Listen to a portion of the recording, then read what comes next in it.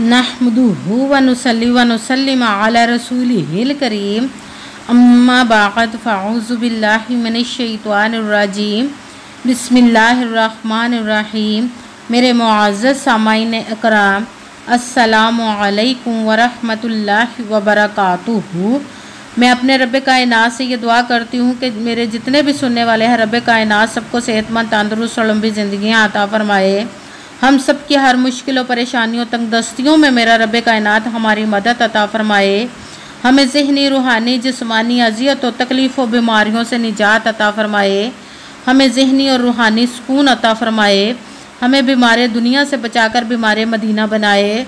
और जो हम सब के हक़ों में बेहतर है मेरा रब्बे कायनात हमारे लिए वो अता फरमाए।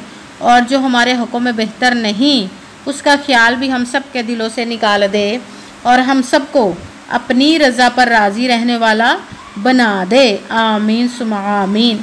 आज 4 सफ़रुल मुज़फ़्फ़र और हफ्ते का दिन है, जो सफ़र के पहले हफ्ते का दिन है। आज के दिन या वहाबू और या रज़ाकू का मैं आप लोगों के लिए पावरफुल और मुजर्रब वजीफ़ा लेकर आई हूँ। जो भी इस वजीफ़े को पढ़ेगा रब्बे कायनात उसकी 7 नस्लों के लिए रिज़्क़ का इंतज़ाम कर देगा इंशाअल्लाहुल अज़ीज़। रब्बे कायनात अपने हुक्म से उस बंदे को, उस इंसान को कभी किसी चीज़ की कमी नहीं आएगी। आपकी हर हाजत, हर मुराद पूरी अता फरमाएगा इंशाअल्लाहुल अज़ीज़ रब्बे कायनात अपने हुक्म से। अगर आपको यकीन नहीं तो आज़मा कर देख ले, ये बहुत ही ख़ास और पावरफुल वजीफ़ा है। इस वजीफ़े को आप आज के दिन स्किप मत कीजिएगा, छोड़िएगा मत। जैसे वीडियो मिले फ़ौरन इस वजीफ़े को कर ले। अगर फ़ौरन किसी मजबूरी की वजह से ना कर सके तो इस वीडियो को अपने पास सेव कर ले और जैसे ही आपको टाइम मिले तो इस वजीफ़े को लाजमन पढ़िएगा और पढ़ कर देखिएगा कि रब्बे कायनात आपकी ज़िंदगी में कैसे कैसे मोजज़े अता फरमाएगा इंशाअल्लाहुल अज़ीज़। आप इस वजीफ़े को किसी भी मकसद, किसी भी हाजत, किसी भी मुराद के लिए पढ़ सकते हैं। आपका अपना घर नहीं, घर ख़रीदने के लिए पढ़ सकते हैं। आपके ऊपर बहुत ज़्यादा कर्ज़ है, उतरने का सबब नहीं बन रहा, उसके लिए पढ़ सकते हैं। आपके घर में कोई बहुत ज़्यादा बीमार है या आप खुद बीमार हैं, उसके लिए पढ़ सकते हैं। आपके घर में लड़ाई झगड़े रहते हैं, चाकी परेशानी, मुफलिसी, गरीबी है, उसके लिए पढ़ सकते हैं। आपकी औलाद नहीं या आपकी औलाद नाफरमान है, उसके लिए पढ़ सकते हैं। आपके पास अच्छी जॉब नहीं, जॉब लेने के लिए पढ़ सकते हैं। आपका अच्छा भला कारोबार चलता हुआ अचानक से बंद हो गया, उसके लिए पढ़ सकते हैं। आपकी ज़िंदगी में, आपके घर में सुकून नहीं, आपके कारोबार में, रिज़्क़ में, दौलत में बरकत नहीं, उसके लिए पढ़ सकते हैं। आप का शादी नहीं हो रही या आपके बच्चों की शादियां नहीं हो रही, उसके लिए पढ़ सकते हैं। मतलब किसी भी मकसद, किसी भी हाजत, किसी भी मुराद के लिए पढ़ सकते हैं। मगर जब पढ़ने लगे तो रब्बे कायनात की ज़ाते पाक पर यकीन कामिल रख के पढ़िएगा। कहते हैं कि यकीन कामिल होता है, पीर कामिल नहीं होता। और अच्छी नीयत रख के पढ़िएगा कि रब्बे कायनात कुरान पाक में इरशाद फरमाता है इन्नमल अमालु बिन्नियात, कि जो अमलों का दारो मदार होता है वो नीयतों पर होता है। अगर हमारी नीयत अच्छी है तो हमारा अमल भी अच्छा होता है, और अगर हमारी नीयत ही अच्छी नहीं तो हमारा अमल भी अच्छा नहीं होता। चाहे हम जितनी मर्ज़ी मेहनत कर ले, जितनी मर्ज़ी कोशिश कर ले, हमें उसका फल, उसका अजर अच्छा नहीं मिलता। इसलिए अच्छी नीयत रख के, पुख्ता यकीन रख के और 5 वक़्त की नमाज की पाबंदी लाजमन रखिएगा। फिर इस वजीफ़े को कीजिएगा और वजीफ़ा करते वक्त आपके दिलों में, जहनों में ऐसा वसवसा नहीं आना चाहिए कि हम ये अमल कर रहे, पता नहीं हमारी मुराद पूरी हो या ना हो। ऐसा हो नहीं सकता कि हम रब्बे कायनात के किसी इस्म का या कलाम पाक का वजीफ़ा करें और हमें कामयाबी ना मिले। ये हमारे ईमान की कमज़ोरी, जिसकी वजह से हमें नाकामी मिलती है। आपने सिर्फ अमल करना, उसका फल, उसका अजर देना उस ज़ाते पाक का काम है, क्योंकि उसकी दस्ते कुदरत से कोई चीज़ बाहर नहीं, उसके कुन कहने की देर है और फयाकून हो जाता है। आपने अमल करने के बाद उसके कुन का इंतज़ार करना है। इंशाअल्लाहुल अज़ीज़ रब्बे कायनात आपके तकदीर के बंद तालों को खोल देगा, नसीब के सितारों को चमका देगा। आपकी ज़िंदगी में कभी किसी चीज़ की कमी नहीं रहेगी। आप पर ऐसे ऐसे मोजज़े अता फरमाएगा कि आप खुद देखकर हैरान रह जाएंगे इंशाअल्लाहुल अज़ीज़ अपने हुक्म से। अगर वीडियो अच्छी लगे तो इसको लाइक ज़रूर कीजिएगा और आगे भी शेयर कर दीजिएगा, ताकि किसी दूसरे को हमारी वजह से फ़ायदा पहुँचे तो हमारे लिए सदका जारिया बन जाए। और जो नए हैं इस चैनल पर, इस चैनल को सब्सक्राइब कर लें और बेल आइकन को भी दबा लें, ताकि मेरी अगली आने वाली वीडियो आप तक पहुंच सके। अगर कोई मुझसे किसी मसले के बारे में इस्तिखारा करवाना चाहते हो या किसी काम का हिसाब लगवाना चाहते हो, किसी काम के लिए वजीफ़े का पूछना चाहते हो या कुरान पाक ऑनलाइन पढ़ना चाहते हो, महफिल मिलादुन नबी के लिए बुलवाना चाहते हो, तो व्हाट्सएप का नंबर वीडियो पर चल रहा है, आप लोग मुझसे रब्ता कर सकते हैं। अगर मेरे भाई या बुज़ुर्ग मुझसे रब्ता करना चाहते हो तो व्हाट्सएप पर वॉइस मैसेज करके अपना मसला बता सकते हैं। अगर बहनें या माएँ मुझसे रब्ता करना चाहती हो तो व्हाट्सएप पर वॉइस कॉल करके मुझसे बात कर सकती हैं, अपना मसला बता सकती हैं।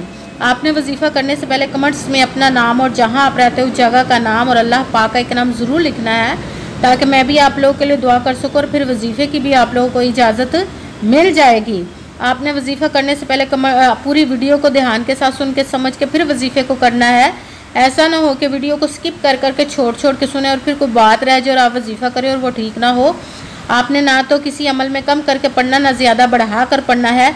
अगर कम या ज़्यादा कर देते तो वो हमारा वजीफ़ा ठीक नहीं होता, हमें कामयाबी नहीं मिलती। इसलिए जिस तादाद और जिस तरतीब के साथ मैं आप लोगों को वजीफ़ा बताने लगी हूँ, उसी तादाद और उसी तरतीब के साथ आपने इस अमल को पढ़ना है। आप इस अमल को आज के दिन किसी भी जगह पर बैठकर पढ़ सकते हैं, घर में, ऑफिस में, मदरसे में, यूनिवर्सिटी में, कॉलेज में, शॉप पे। मगर जब पढ़ने लगे बिल्कुल खामोशी तवज्जो सुकून के साथ पढ़ना है। वजीफ़े के दरमियान ना तो आपने किसी से बात करनी, ना उठना, ना फ़ोन इस्तेमाल करना है। अगर हम किसी से बात कर लेते, उठ जाते, फ़ोन इस्तेमाल करते तो वो हमारा वजीफ़ा ठीक नहीं होता, हमें कामयाबी नहीं मिलती। इसलिए मुकम्मल वजीफ़ा पढ़ने के बाद ही आपने किसी से बात करनी, उठना या कि फ़ोन इस्तेमाल करना है। आप इस वजीफ़े को आज के दिन किसी भी जगह पर, किसी भी वक्त पढ़ सकते हैं, किसी भी नमाज के साथ पढ़ सकते हैं, नमाज के अलावा भी पढ़ सकते हैं।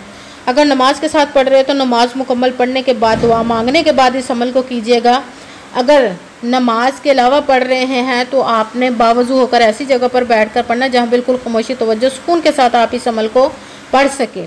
जब वजीफ़ा करने के लिए आप एक जगह पर बैठ गए हैं तो आपने एक मरतबा दुरूद पाक पढ़ना। कोई सा भी दुरूद पाक पढ़ सकते हैं, मगर दुरूद इब्राहिमी जो नमाज में पढ़ा जाता है वो वाला एक मरतबा दुरूद पाक पढ़ लें तो ज़्यादा बेहतर, वरना कोई सा भी दुरूद पाक आप पढ़ सकते हैं।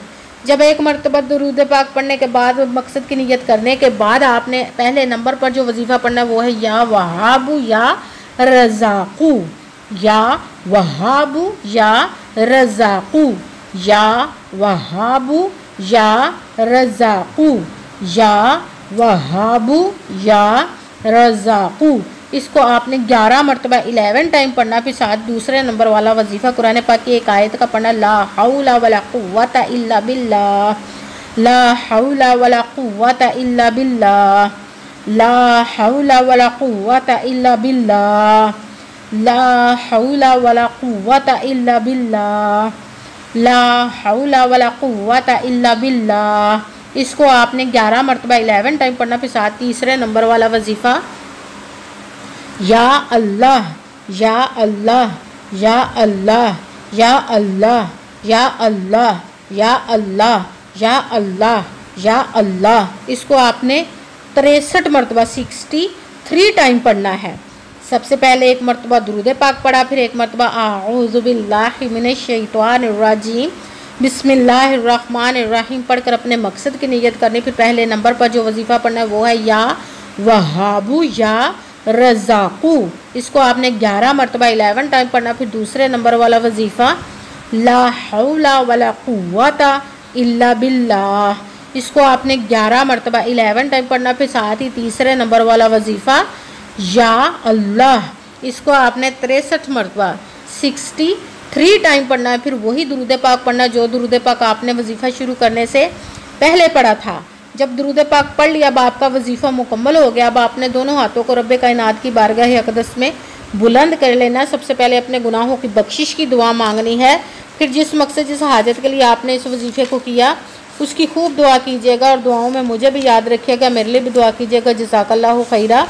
जिस मकसद, जिस हाजत के लिए आपने इस वजीफ़े को किया, रब्बे कायनात अपने हुक्म से, अपने प्यारे महबूब के सदका से, अपने कलाम पाक और इसमें मुबारक के सदके आपकी तमाम नेक और जायज़ हाजात को कबूल व मंजूर अता फ़रमाए। आमीन सुम्मा आमीन। अस्सलामु अलैकुम व रहमतुल्लाहि व बरकातुहू।